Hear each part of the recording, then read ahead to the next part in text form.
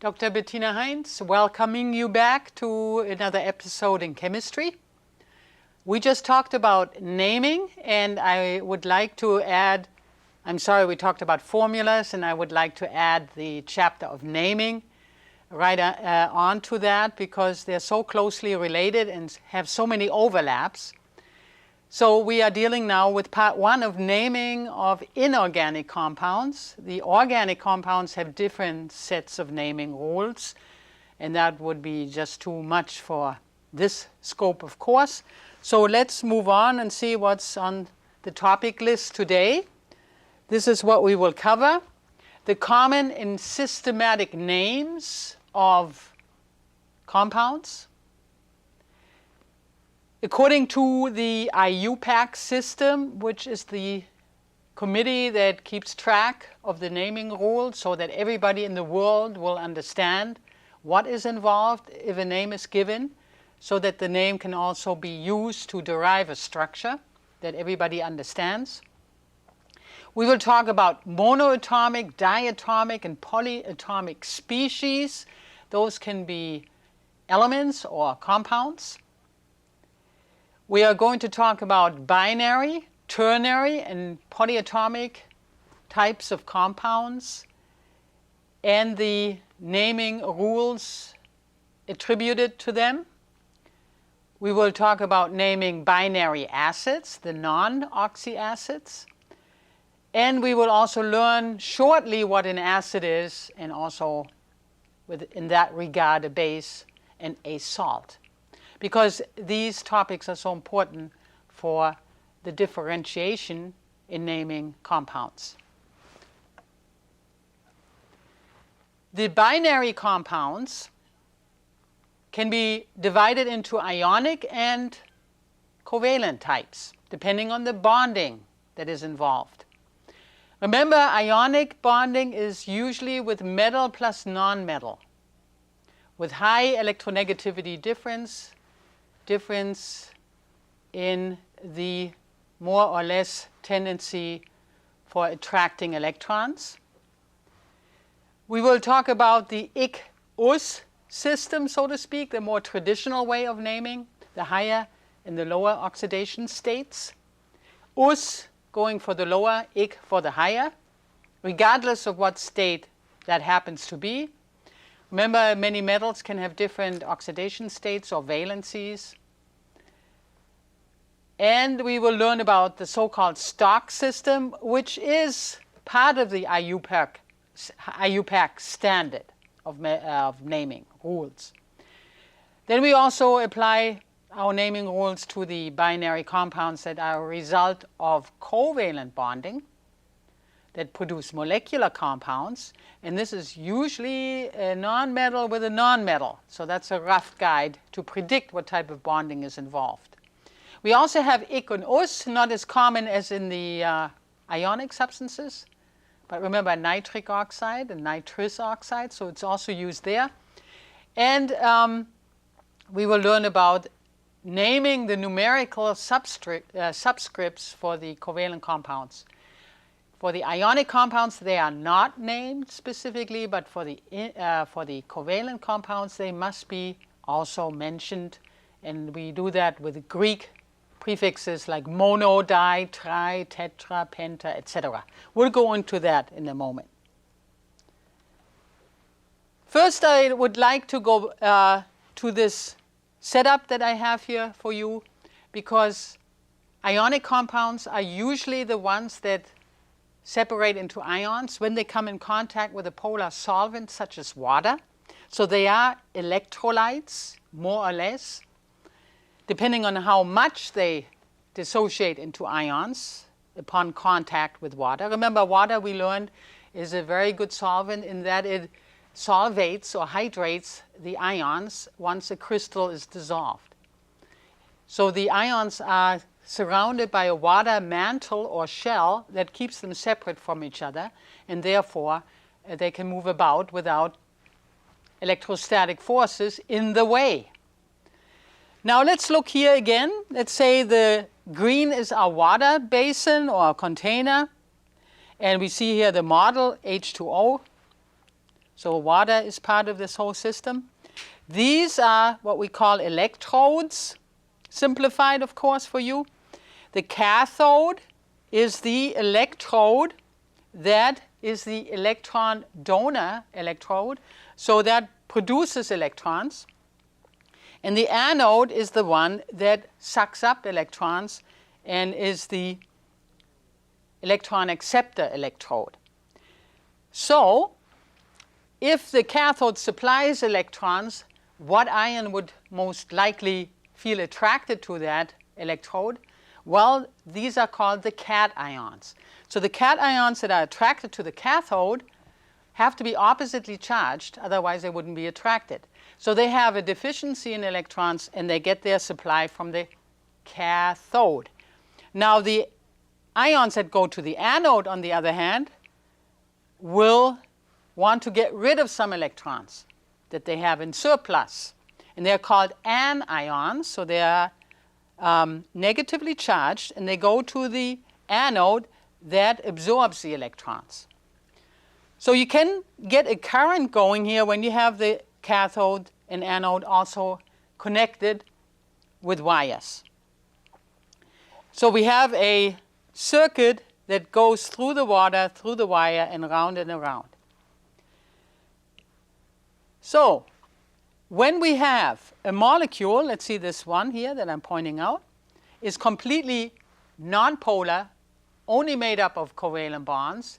All the charges are completely balanced. The electron cloud is completely balanced out, no shifts in electron density, completely unpolar.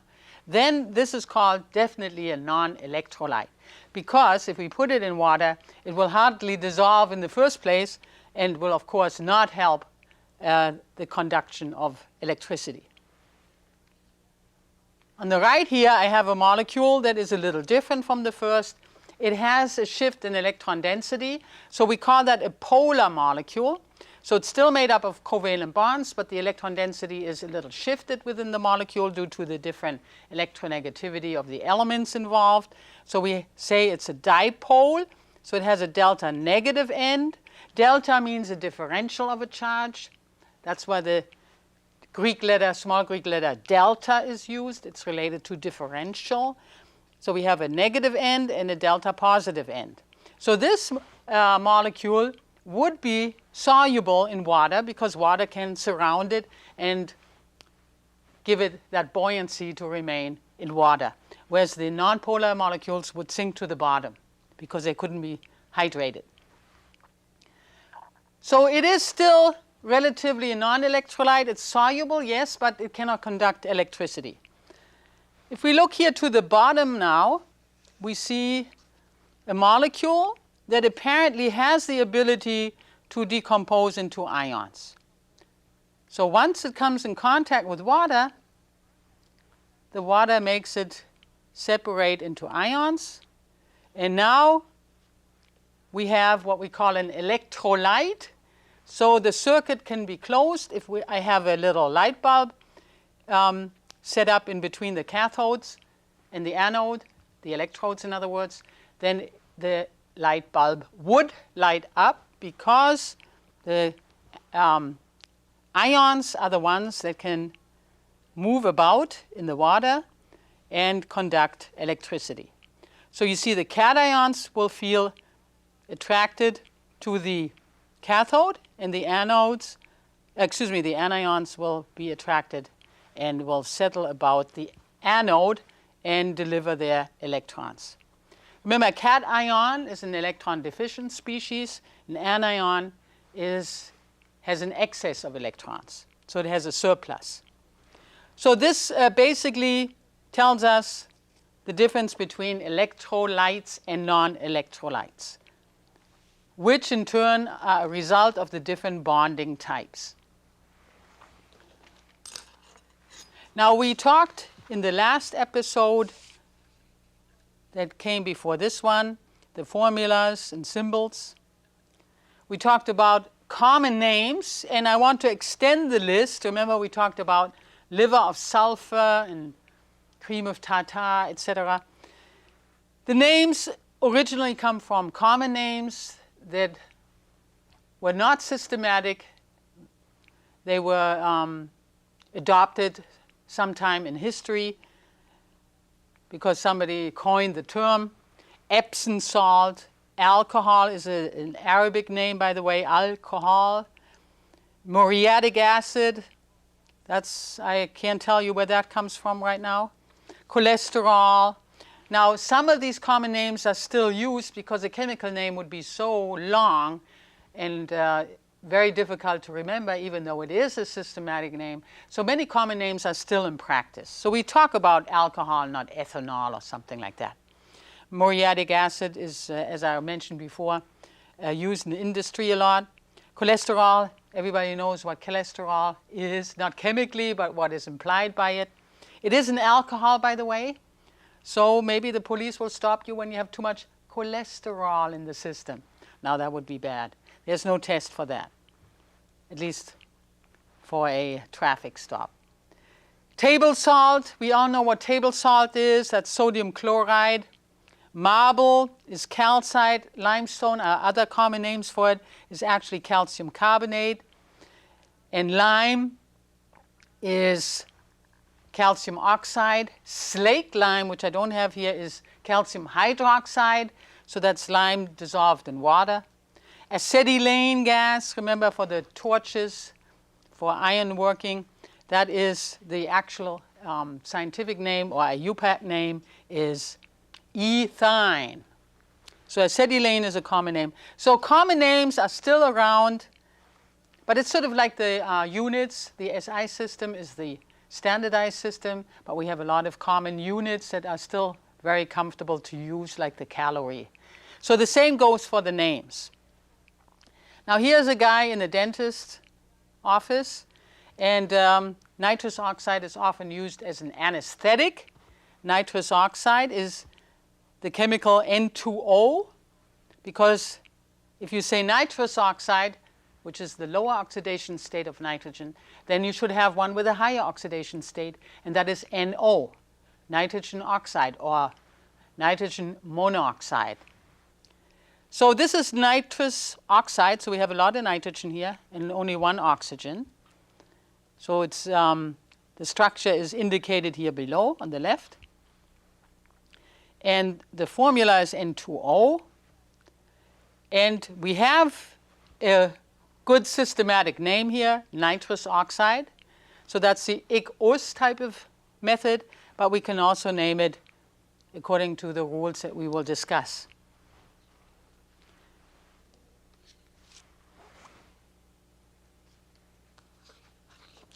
So the naming rules that go according to a systematic pattern, according to a set of rules, is being discussed here now. And we already mentioned the IUPAC system. I'll tell you what that is soon. So scientists, or chemists rather, came together into committees and decided what are we going to use as guidelines for bringing some order into the naming process. And the IUPAC committee came about in 1921, so it's not that long ago. So naming system according to a set of predetermined naming rules. That is what the committee decided upon. And these naming rules have to be internationally recognized. So it's a naming protocol that we have to stick to, especially when we publish a paper. We want to be sure that this paper is understood in Japan or in Mongolia or in Zimbabwe. So that is very important. And also the name should give some insight into the actual makeup of the chemical. Not maybe the structure exactly, but at least that we know what elements are involved and what type of molecule we're dealing with, or substance rather. So the name should also lead somewhat to the structure and to its chemical constitution. And also, when you have the structure, that you can easily get to the name. So there should be some interaction between name and constitution, or buildup of the compound. So from the name, the structure can be derived, or vice versa.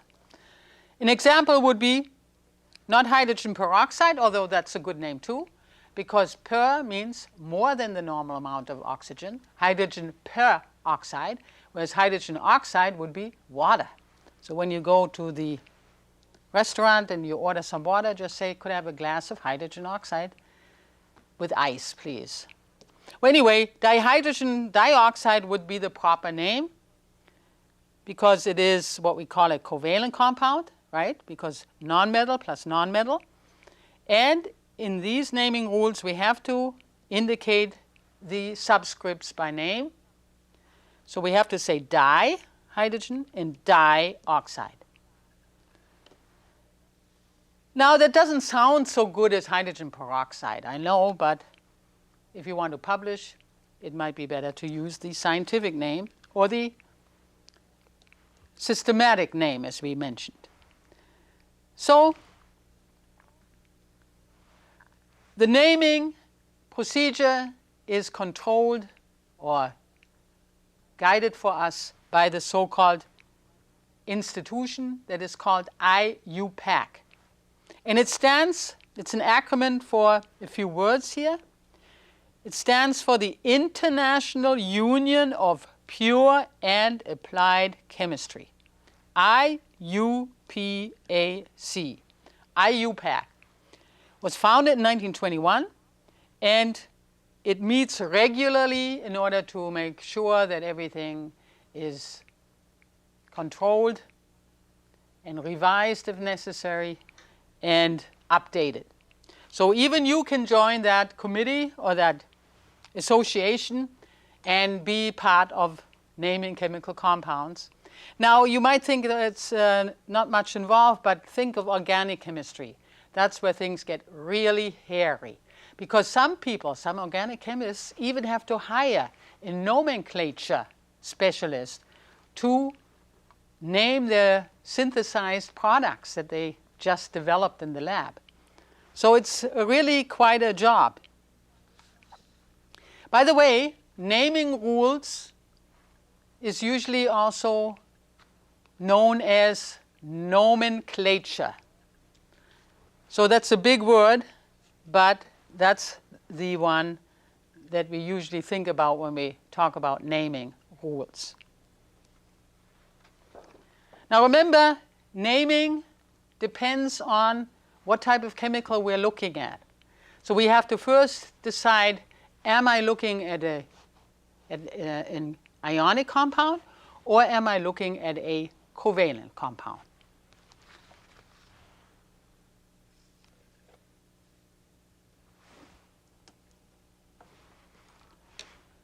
Now I already touched upon the fact that ionic compounds can be predicted when you look at the first element, that if that is a metal and the second element a non-metal, then you are likely to have, obviously, an ionic compound. This stands for delta En, that's for short the difference in electronegativity values that can be looked up in your textbook or literature. Remember, electronegativity means how much does an atom want to attract the bonding electrons. So it's how much you can pull the rope when two people are pulling on a rope. For instance, as an example, which person is stronger in pulling the rope more to his or her side. So it's a contest. If the delta En value is greater than 1.5, if the difference is very high, then it's a good ionic compound. And ionic compounds, remember, come about via electron transfer. That means one element gives up an electron to another. And then we have ions, and the electrostatic force fields between ions lead to crystal formation. So we don't have molecules here. We have, in a sense, many molecules, so to speak, which we call formula units in this case, linked to a higher organized matrix, which we call the crystal lattice. By the way, when we look at ionic compounds, we can distinguish between another category, which we call binary or ternary. Now, binary means two different elements are involved. So water is a binary compound, although it's triatomic. 3 atoms are involved, but it's a binary compound because we have hydrogen and oxygen. Hydrogen peroxide is also a binary substance, although it's tetraatomic, right? 2 hydrogens and 2 oxygens. So be careful not to mix up these designations. Anything higher than 3 we call polyatomic. But we also, so we use it together as how many atoms, but also as to how many elements. But binary and ternary, di and triatomic, that's certainly different. Okay, let's move to the other type of bond, which is covalent. Covalent means same valency. So they come about by sharing electrons. So these are elements that are very close in their electronegativity value, so the difference is low. We can sort of roughly say less than 1.5. So usually we're dealing with nonmetal plus nonmetal. So then when they make a bond, like hydrogen is a nonmetal and oxygen, then we have a covalent compound that leads to molecular species. So these are, remember, individually moving entities. Here we also distinguish between binary and ternary and polyatomic. Now here on the bottom we can show you the difference of the ionic substance and the molecular substance. Here on the left we have, let's say, a little cubic crystal of sodium chloride. Now if you take the salt shaker and you pour some in the palm of your hand, you can see little die-shaped crystals. That means there are many, many, many sodium ions and chloride ions in there in the form of a cubic lattice. So when you single out a little segment, a repeating segment, I don't want to say element because it can be misunderstood, but let's say a repeating segment, which is always NaCl, NaCl, then we call that a formula unit. It's like a quasi-molecule, but remember, it's not a molecule because it doesn't exist on its own. So sodium chloride is an ionic substance, a binary substance, and also diatomic. So ionic substances make crystals. Here we have a molecular compound that came about by covalent bonding, electron sharing, and this would be carbon dioxide. So what type of compound is it? It is covalent. It's binary because 2 elements are involved, and it's triatomic because carbon and 2 hydrogens make 3. Here we have on the bottom, remember we already were exposed to formaldehyde in our previous talk. Covalent formaldehyde is called methanal in the IUPAC naming rule. It's an organic chemical.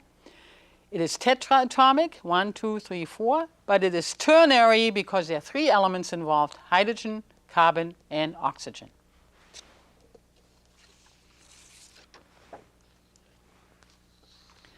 Now I want to show you quickly that we do have also elements that can be polyatomic. We all know about the diatomic gases like hydrogen, chlorine, nitrogen, bromine, oxygen.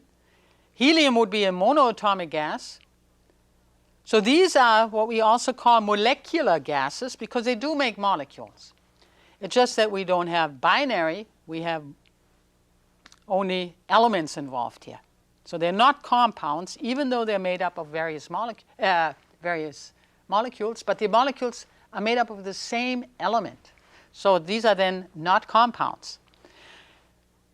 Phosphorus is often in sets of 4 phosphorus atoms in a sort of trigonal arrangement, trigonal pyramidal, we should rather say. And graphite is many carbon atoms, so they're sort of hexagons linked together.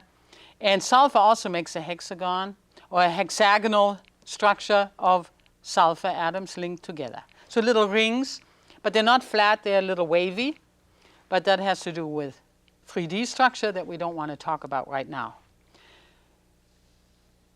Now let's look at also binary acids. Acids, by the way, are proton donors.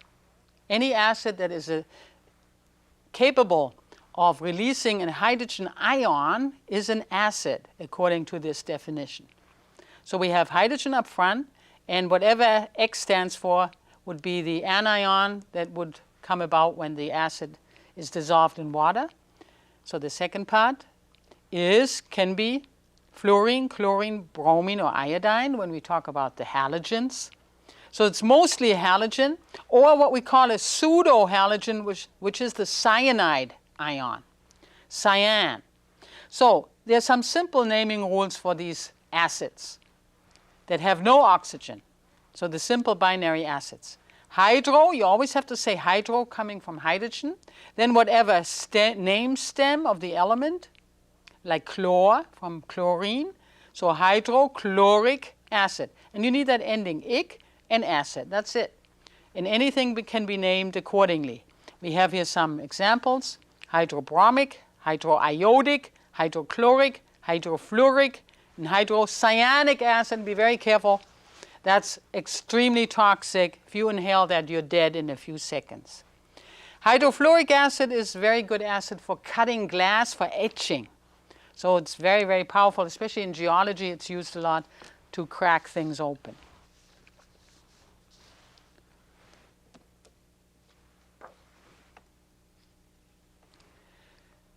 So we have learned how to name binary compounds. In the next episode, part 2, we will show you some examples. We learned here the rules.